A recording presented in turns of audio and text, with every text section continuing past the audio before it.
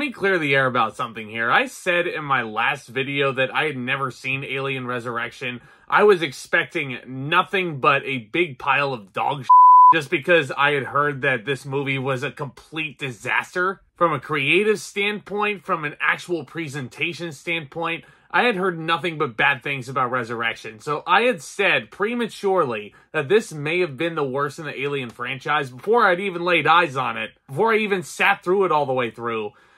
I didn't think it was going to be this bad, though. After sitting through this movie one time, I can confirm that Resurrection is in fact the worst of the main Alien franchise. And may I remind you that you have some pretty creative minds at the helm here. The director was the guy who did Amelie. The writer of this movie is Joss Whedon. You know, the guy who gave you the first Avengers movie. What exactly went wrong here? Well, I'll tell you what goes wrong here. This movie takes place 200 years after the events of Alien 3, which, spoiler warning for those of you who haven't seen Alien 3, that is when Ripley dies. She sacrifices herself for the sake of humanity, but because the studio stated that Sigourney Weaver needed to be in this movie, the military resurrects Ripley through genetic cloning to extract the alien from within her. But during the process, her DNA is fused with the Queen and then the aliens escape. And now Ripley must decide where her allegiance lies. That's my first big issue. Why the f*** did you have to clone Ripley? Like, I get it, Sigourney Weaver's a big star, and her performances, especially in the first two Alien movies, and even more so in Alien 3, she is very solid in that.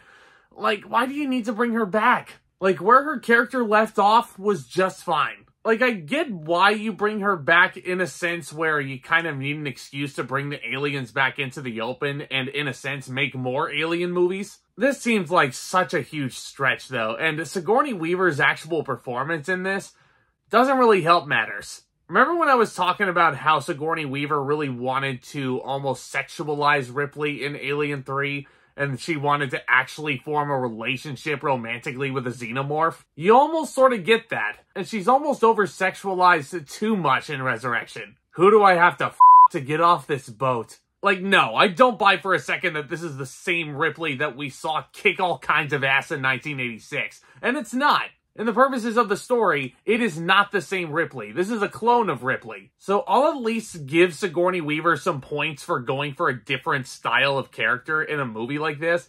But you didn't need to bring Sigourney Weaver back to make a fourth Alien movie. Like, you could have had a Legacy sequel before the Legacy sequels became popular. You could have done so much with the characters that surrounded Ripley in this one. You have Winona Ryder in this, coming off the success of Beetlejuice. You have Ron Perlman, who's just about to break out big as Hellboy. Like, I'm sorry, you don't need her. Because when you include Ripley, these characters are hollow shells. At least in the first Alien movie, each one of them had jobs and they had their own personalities as well, and they felt like real people. These characters feel like caricatures. And I'm sure when the producers were putting this cast together, they were looking down the line and they were like, okay, we need a gothic girl. Yeah, how about Lydia from Beetlejuice? And I love Winona Ryder, but she is not very good in Resurrection. I'm sorry. You need someone intense? Oh yeah, here's Ron Perlman. He fits the bill. Great character actor. But the performance is very one-note, and it's very over-the-top. You need a guy in a wheelchair? How about this dweeb? That's his whole character. Who are you expecting, Santa Claus? And that brings me into my next problem with this movie. This, like, the writing and the directing, like, Joss Whedon and this director didn't really come together to form a cohesive unit here. And to my understanding, and knowing how Joss Whedon is as a writer, he wanted to make this script as fun as possible. Which isn't what Alien is if you've been following the franchise. It's incredibly intense. And credit to the director for wanting to make Alien as intense as possible, or an Alien movie, rather, as intense as possible. I just think Joss Whedon was the wrong choice to write this thing. Just because everything feels so tonally inconsistent, and the tone that the director wants doesn't match up with the writing. So you can already sense here a gigantic mess. The technicals in Alien Resurrection, I mean, I would hope that those would be enough to save this disaster. And they are not. Think about this. The first Alien movie came out in 1979. A whole person's childhood, if they were born that year, a whole person's childhood would have passed and they would have graduated high school by the time Resurrection came out. And how sad is it that by the time that person graduated high school, the effects from the year that they were born come out looking better than Resurrection? Like, these visuals and the direction of this movie and the overall camera work, the cinematography, oh my god, the lighting, ew, so ugly, so horrible. Whose bright idea, no pun intended, was it to have so much flashing lights everywhere? Seizure-inducing. And another thing that makes the Alien movies as intense as they are, all three previous directors understood that to get maximum tension, you barely show the alien at all. But these scientists actually have a xenomorph behind glass. That's right. The xenomorph is now a zoo exhibit on this spaceship, apparently. It's so fucking weird. Like, the guy's trying to make out with the alien through the glass, and I'm like, why would you do that? And I don't really think these producers and this director understood the idea of show less of the alien to really maximize the fear factor. Spielberg understood that when he did Jaws, and then Jaws Revenge came out, or whatever it was called. They did nothing but show the shark in that movie. And sure enough, that movie bombed as well. Like, I mean, I understand why people don't like Alien 3 and why they think that's the worst because of studio interference. I'll at least admire what David Fincher brought to the table in regards to his ambition and his vision. Sigourney Weaver's performance is much better in Alien 3, I think. And then I look and I see that Resurrection has a 56 on Rotten Tomatoes.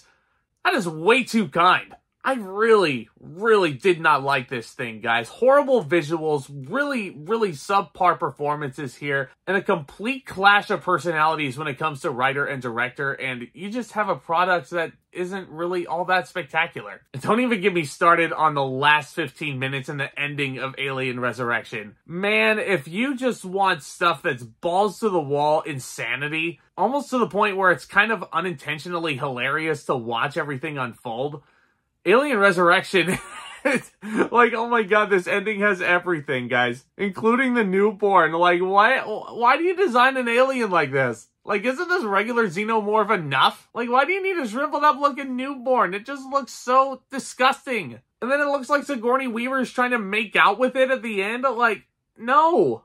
No. What the f*** was I watching?